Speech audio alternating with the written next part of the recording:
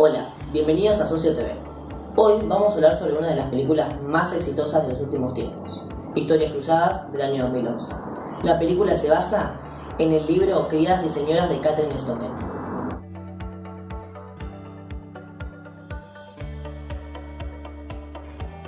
Este film se desarrolla en la década de los 60, en Jackson, Mississippi. Skeeter, quien es la protagonista, intentará escribir un libro en el cual se cuenten las historias de desigualdad y exclusión de las sirvientas afroamericanas, con el fin de dar a conocer sus perspectivas.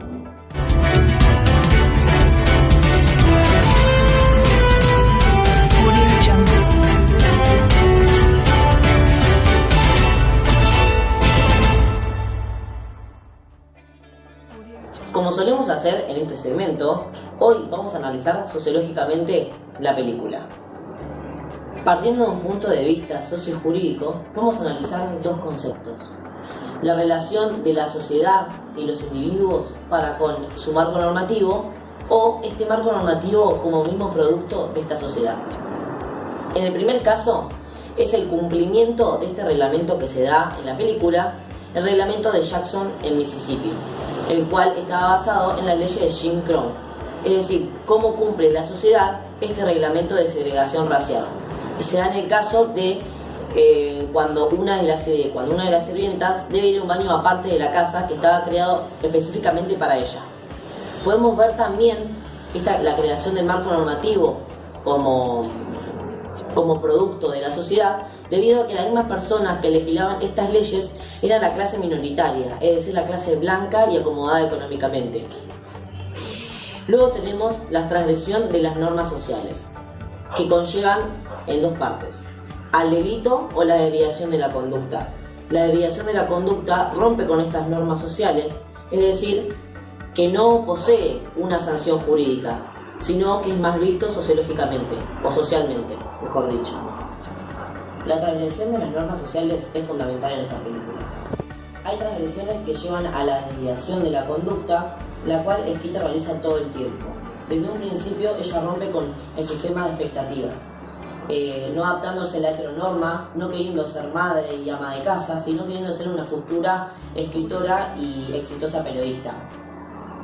Ella además, como un ejemplo claro de este quiebre en el sistema de expectativas, es cuando le ofrece a Evelyn llevarla en su auto, lo cual estaba muy poco acostumbrado, y ella se niega y va en transporte público.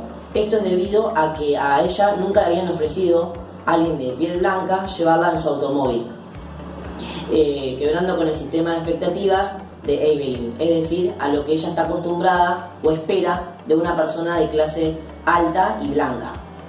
Luego tenemos aquella transgresión de las normas, las cuales implican un delito, que es cuando las creencias y las costumbres están tan arraigadas a la sociedad que la misma sociedad, los que tienen acceso al poder y la política, son los que legislan estas normas, estas legislaciones, promoviendo la exclusión social, la desigualdad y la estratificación, como es el caso de este reglamento de Jackson en Mississippi.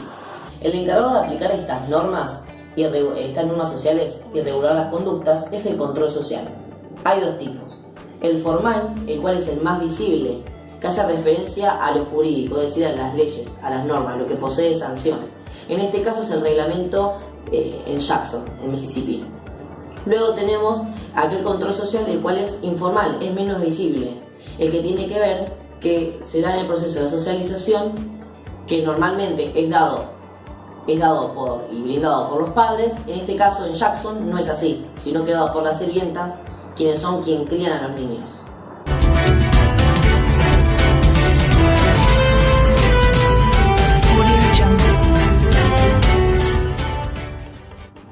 Para analizar más profundamente la cuestión social en Jackson, tenemos tres profesionales que nos van a ayudar a lograrlo. Muchas gracias, Sebastián, por haber venido. Gracias. ¿Qué relación tiene la estratificación social y las condiciones sociales respecto con la película? ¿Qué nos puedes contar? Bueno, si bien la película Historias Cruzadas, al verla desde un primer punto de vista la relacionaríamos con cuestiones como el racismo, la discriminación y la exclusión social, hay un análisis sociológico mucho más profundo que se puede realizar sobre ella. Por ejemplo, la cuestión de la estratificación social. lo primero que podemos decir de esta película y de esta sociedad es que es una sociedad que está dividida en dos clases sociales, las cuales son distinguidas por razas, y al tener estas dos clases sociales, lo primero que hay que hacer es advertir de que hay una clase dominante y una dominada. ¿Qué clases son cuáles son estas clases que están siendo dominadas o son dominantes? Como bien dije, se distinguen por razas, o sea, por su etnia. Una de ellas es la raza blanca y los afroamericanos. Obviamente, al ser esta época, hablamos de una dominación de la raza blanca por sobre los afroamericanos. Claramente estamos hablando de una dominación solamente por el color de piel. Claro. Exacto. O sea que esta desigualdad hay en esta sociedad, hay una desigualdad muy notoria, muy marcada.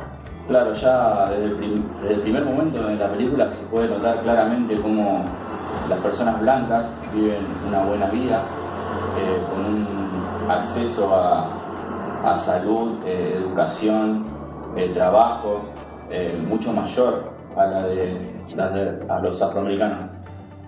Muy bien económicamente los blancos, y se nota muy claro cómo ejercen un poder muy grande sobre la sociedad. ¿Qué consecuencias trae este poder que vos estás mencionando de una clase sobre otra? ¿Qué es lo que conlleva? Y lo primero sería lo del poder que tienen los blancos y a la pobreza que están sumergidas las personas afroamericanas viviendo en muy mala calidad, la verdad. Y también podríamos hablar de la movilidad social. Estamos ante una sociedad con muy poca movilidad social, un sistema casi cerrado, te podría decir, ya que para las personas de raza negra es muy difícil avanzar. ¿Es decir que es muy difícil para ellos mejorar su realidad social? Sí, claramente esto se plantea desde un primer momento, ya en la niñez, porque muchos de estos hijos de afroamericanos tienen que salir a trabajar, abandonando su educación, su futuro prácticamente, para poder ayudar a sus padres a llevar los gastos. Y también se puede decir que esto de la poca movilidad social se da por una oposición muy grande por parte de los blancos a que las personas suban, a que las personas afroamericanas asciendan en la sociedad. Sí, es decir, que se mejore profesionalmente, con el trabajo, con la educación. Claro, hay una gran oposición, una negación prácticamente. Esto se puede ver en un segmento de la película muy claramente, ya que una de las sirvientas le va a pedir a su jefa dinero prestado para que sus hijos puedan ir a la universidad. Hablamos de muy poco dinero. Eran $75, ¿no? Claro, $75. Obviamente antes era mucho más que ahora, $75, pero hablamos de muy poco dinero igual. Es la oposición, ahí se refleja claramente la oposición por parte de las personas blancas. Señora Gilly, quiero pedirle algo a usted y al señor William. Mis gemelos terminaron la secundaria, ambos en la lista de honor. Mi esposo y yo hemos ahorrado durante años para inscribirlos en Túgalo. Nos faltan $75 para una de las colegiaturas. ¡Qué tardes!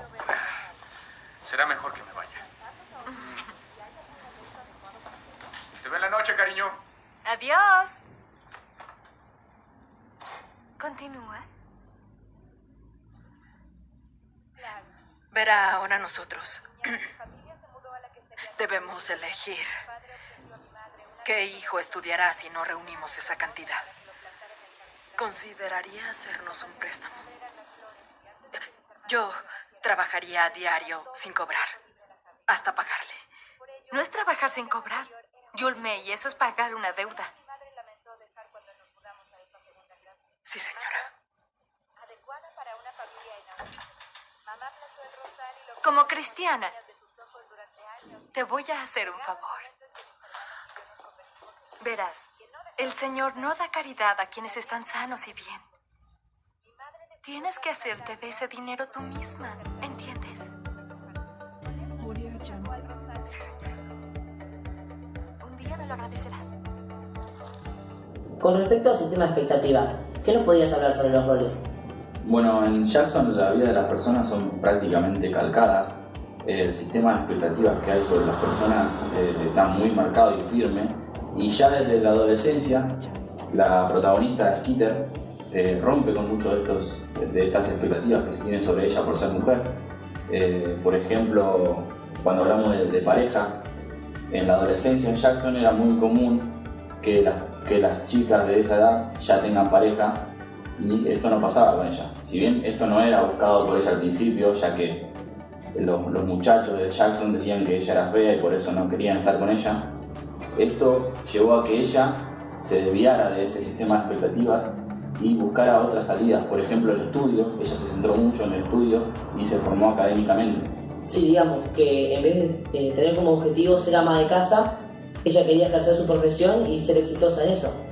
Sí, claro, si bien esto se da como una consecuencia de que ella no podía encontrar pareja y ella se centró en otros objetivos para su vida y se fue de la ciudad a formarse académicamente. Luego regresa y aunque haya pasado mucho tiempo, ella sigue con la misma mentalidad y sigue rompiendo con estos sistemas de expectativas que había sobre ella. Un claro ejemplo es cómo sus amigas de la adolescencia ya tenían pareja, tenían hijos, habían formado su familia, obviamente tenían sirvientas, su propiedad, casi todos los trabajos de sus maridos eran iguales. Por eso digo de cómo las vidas de las personas en Jackson parecen casi calcadas. Claro, y usted menciona este quiebre de las expectativas también se puede dar cuando ella se niega a tener pareja, digamos, a moldear ese estilo de vida. Claro, ella al principio se da como una consecuencia y luego se da como algo buscado por ella. Ella en un momento manifiesta que ella no tiene como objetivo ser madre, no tiene como objetivo formar una familia. Exacto. Muchas gracias, Sebastián, por habernos acompañado. Un gusto fue tenerte.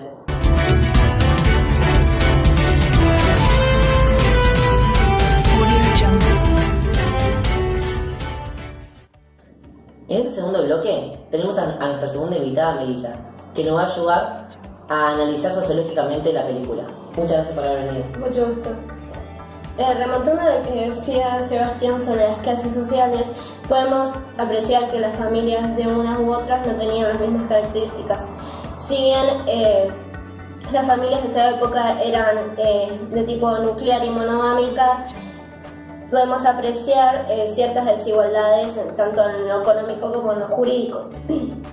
Es así en el caso de June May, que le pide a su patrona un adelanto del salario para que ésta pueda pagarle a su hijo el colegio.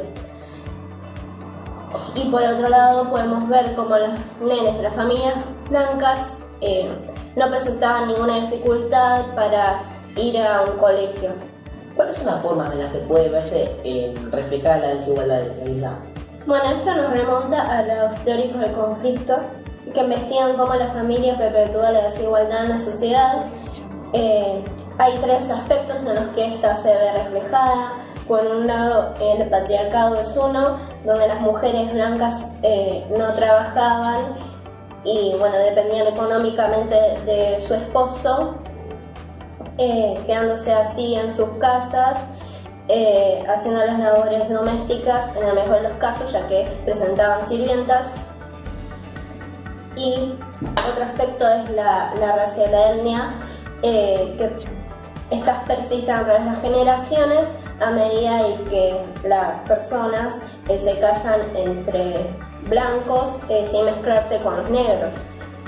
El último aspecto en el que se ve reflejado es en la propiedad y la herencia. Podemos ver cómo las familias ricas concentran la riqueza solamente en su clase, identificando sus futuros herederos, que principalmente son sus hijos. Y esto sería una de las razones por la cual la desigualdad se mantiene firmemente a lo largo del tiempo. Melissa, ¿qué rol tienen las familias en la transmisión de las normas sociales? La familia es un grupo primario de socialización. Esta es la que tramita las normas sociales y que generalmente este proceso está dado por los padres. Sin embargo, en la película podemos apreciar cómo este proceso está dado por las sirvientas, ya que estas pasan la mayor parte del tiempo cuidando a los hijos de las mujeres blancas. Esto genera que ellos comprendan y crezcan con una concientización de la perspectiva y la realidad que ellas viven, invitando a una reflexión y a un cuestionamiento sobre los modos de vida convencionales. Muy bien. Muchas gracias, Melissa, por haber venido. Gracias.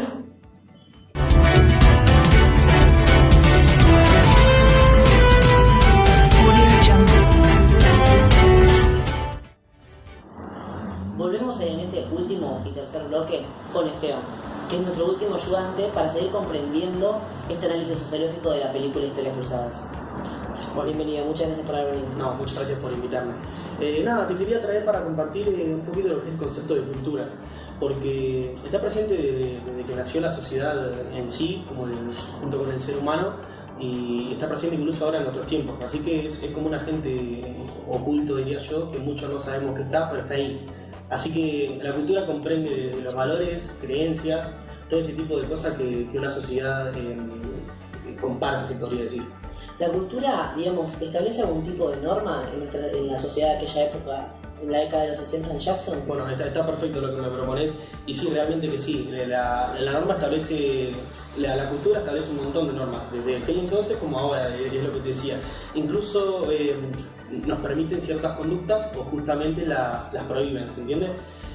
Sumner es un autor, un sociólogo que hace una especial mención a los usos populares, que son aquellas cosas que nos ayudan a distinguir de lo apropiado de lo inapropiado. Nací en 1911, en el condado Chickasaw, en la plantación Piedmont. ¿Y sabías al crecer que un día serías sirvienta? Lo sabía, señorita. ¿Y lo sabías por qué? Mi madre fue sirvienta y mi abuela fue esclava. Como podemos apreciar en el fragmento de la película que acabamos de ver, se puede ver claramente cómo Evelyn ya estaba condicionada solo por el hecho de que su madre y su abuela en su pasado habían sido parte de su abuela de la esclavitud y su madre de lo que es ser sirvienta. ¿Hay algún tipo de subcultura en la película? Sí, claramente. Una subcultura consiste en lo que sería, en términos prácticos, una cultura dentro de otra cultura, ¿verdad? Sería como una especie de mamushka de culturas. Sería una cultura dentro de otra cultura. Y se puede apreciar claramente porque, si nos remitimos a lo que serían los negros, los que en su pasado fueron esclavos, podemos apreciar cómo ellos vivían en sus propios barrios, tenían sus propios bares, tenían sus propios baños, su propio transporte. Ahora, vos me vas a decir, perfecto, era porque estaban diferenciados. Sí, pero esa diferenciación que tenían del resto de la sociedad no era solamente parte, de porque ellos se querían sentir parte con el otro, sino que era producto de su origen racial y de la discriminación que este traía.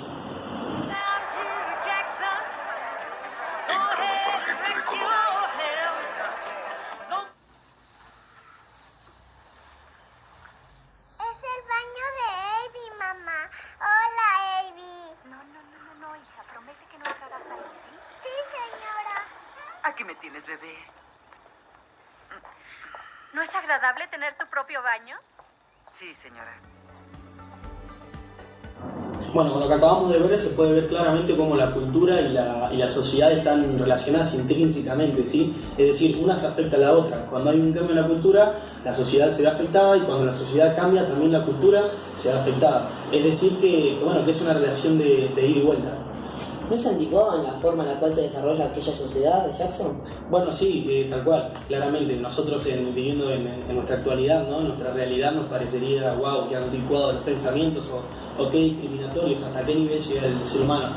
Y bueno, para explicar un poquito esto, yo pensaba con qué término lo podía dar a entender. Y bueno, me iba a Émile Durkheim, un filósofo sociólogo francés, exactamente, que nos plantea un poquito el término de conciencia colectiva. La conciencia colectiva es saber todos aquellos pensamientos que, vamos a suponer, que vos y yo compartimos, ¿entiendes? Y que todo eso nos condiciona a la hora de actuar en las relaciones sociales, ¿entiendes? Entonces, en el pueblo de Jackson, en el estado de Mississippi, se veía muy marcada la presencia, la conciencia colectiva. muchos actos estaban condicionados por el solo hecho de que justamente estaban en la conciencia del resto de la sociedad.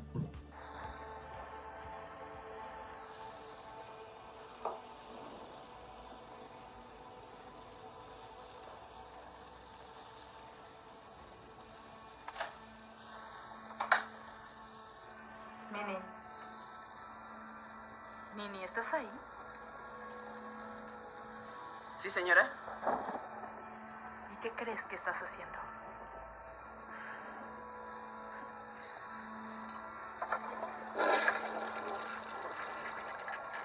¡Sal de mi baño! ¡Ah! ¡Estás despedida, Minnie Jackson! Bueno, lo que acabamos de ver es que toda la sociedad no aceptaba a los negros, los discriminaba, los hacía menos, y aunque nos parezca injusto, en ese momento de la sociedad y de la historia estaba todo muy naturalizado justamente por la conciencia colectiva. Y otro término que quería traer a la conversación, justamente de Durkheim, el filósofo del cual estamos hablando, filósofo y sociólogo, es el de prenociones. Las prenociones es, para que lo entendamos todos, sería como la etapa previa al conocimiento verdadero.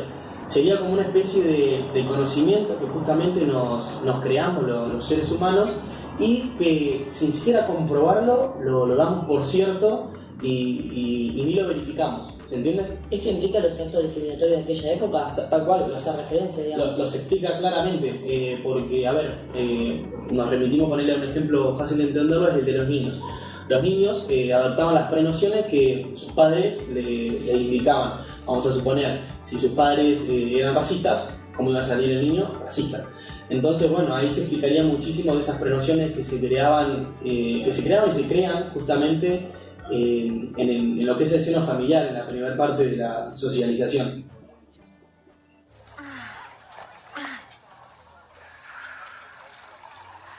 Gilly, si quieres puedes usar el baño. Estoy bien. ¿Le molesta que la negra use el baño para huéspedes igual que nosotras? Evelyn, ¿puedes ir a ver a May Mobley? Sí, señora. Entonces use el de mi habitación. Si Evelyn usa el de los huéspedes, supongo que también usa el tuyo. Pero claro que no. Uno preferiría que hicieran sus cosas afuera. Bueno, como pudimos apreciar a lo largo de toda esta charla, los términos conciencia colectiva y prenociones están muy vinculados, ¿sí? Van de la mano en todo momento en el que hablemos de ellos, porque, a ver, las prenociones se dan generalmente en sociedad, es decir, en un ámbito de colectividad, es decir, son generales. Entonces sería muy raro adquirir prenociones en un ámbito particular, ¿se entiende? Por lo general se adquieren en sociedad.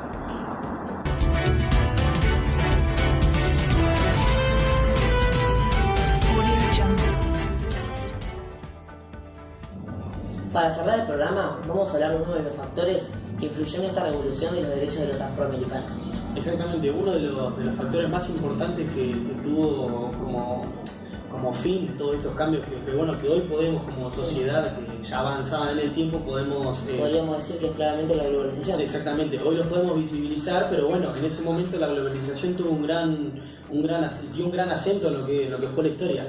Muchos actos a nivel global, a nivel mundial, se dieron a conocer en esa sociedad. Exacto, los medios masivos de comunicación, ya sea la radio, la televisión, nos permitía estar al tanto en ese momento en el cual tenía sus inicios la globalización respecto a lo que pasaba en el resto del mundo o en las partes más distantes en este caso en Estados Unidos. Exactamente, como la muerte de Martin Luther King tuvo una gran repercusión en lo que fue la población negra, la población afroamericana. Exacto, esos espacios que se les brindaba, digamos, en este caso Martin Luther King, en la radio para expresar las realidades en las cuales vivían, las realidades de desigualdad y de exclusión social en la cual vivían estos ciudadanos afroamericanos, que eran marginados de todos derechos, digamos. Exactamente, hasta incluso muchas muertes del famoso Ku Klux Klan que llevaron a la indignación del pueblo afroamericano y a esas ansias de querer pelear por sus derechos. Exacto, y nos da a conocer estos acontecimientos que suceden, por ende la población afroamericana se vio revolucionada y quería marchar a favor de sus derechos y defender lo que le es propio, lo que le es digno.